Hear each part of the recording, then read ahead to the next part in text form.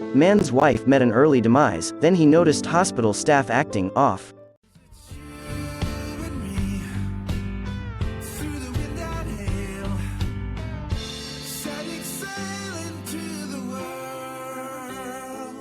When Peter DeMarco lost his wife Laura Levin to an asthma attack, his grief was overwhelming. Days spent in the hospital with Laura hooked up to machines, only to experience an earth-shattering loss, was too much to bear. Peter thanked the hospital for their tenderness and care during the roughest time of his family's lives.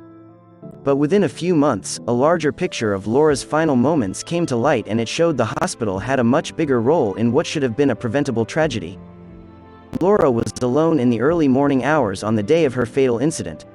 She and Peter were taking time away to work on their marriage, going to counseling, and living separately.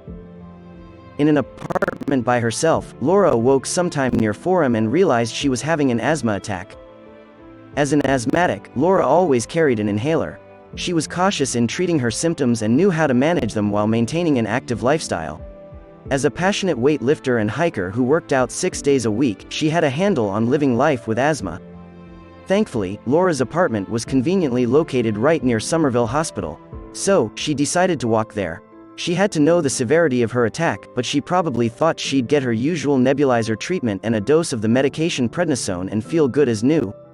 She believed she had enough time to reach help on foot. What could go wrong? Laura did everything right in her search for medical assistance. She climbed the hill up to the hospital on foot, and at some point, she dialed 911. Somewhere during her attempt to reach help, her asthma attack crossed over from a minor issue to a life-threatening problem. Despite her proximity, the help she needed never arrived. Laura Beth Levis died at age 34, a few days after her fateful walk to the hospital. Her husband Peter was heartbroken that something so treatable became fatal in Laura's case. In his grief, he didn't question the events that led up to her hospitalization. In fact, he left the experience feeling grateful for the hospital staff. DeMarco was so touched by the way the Somerville Hospital staff had treated him, his wife, and their family in her final days that he wrote a letter thanking them that was published in the New York Times. He used his reach as a journalist to sing their praises, but he soon found out everything he knew was a lie. 5 weeks after Laura's death, the circumstances still didn't sit right with her uncle Robert Levis. He called the Somerville police, who don't normally make reports regarding medical calls, but they felt compelled to help. They interviewed the first responders and gathered evidence, stringing together a report. When the family received the report, the tragic truth was impossible to deny. Initially, the hospital staff told Peter that Laura was found some distance away from the hospital, which was the reason she wasn't found in time to be saved. Looking over the police report, it was apparent the staff had lied. Laura had indeed made it to the hospital. In fact, she made it all the way to an entrance door. But it was locked and the security desk on the other side was empty.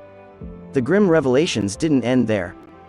Peter wrote dozens of letters and made many phone calls in order to obtain the hospital surveillance footage.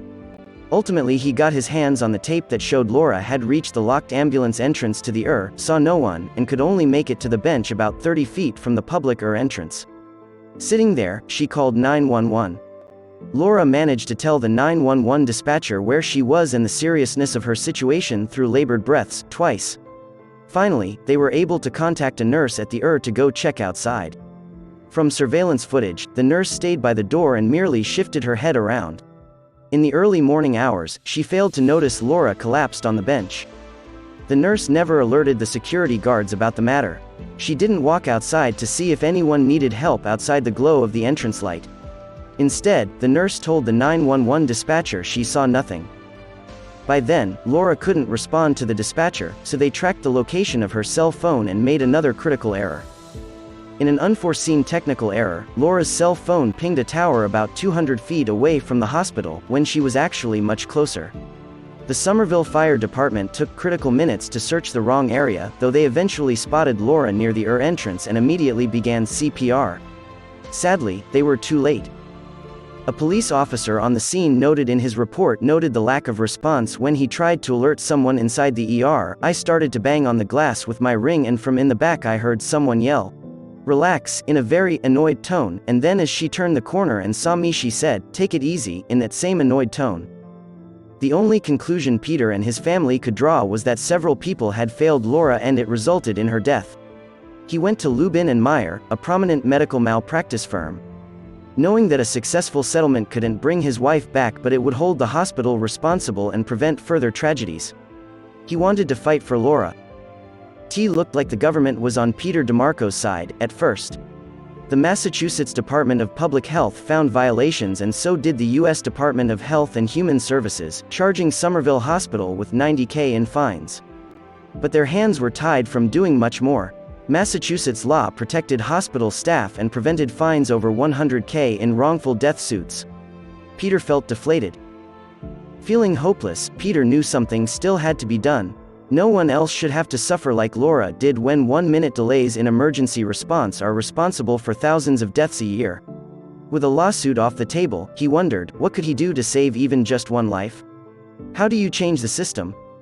Peter turned to legislation. Laura's law would ensure closer inspection and monitoring of hospital entrances, in addition to proper signage and lighting.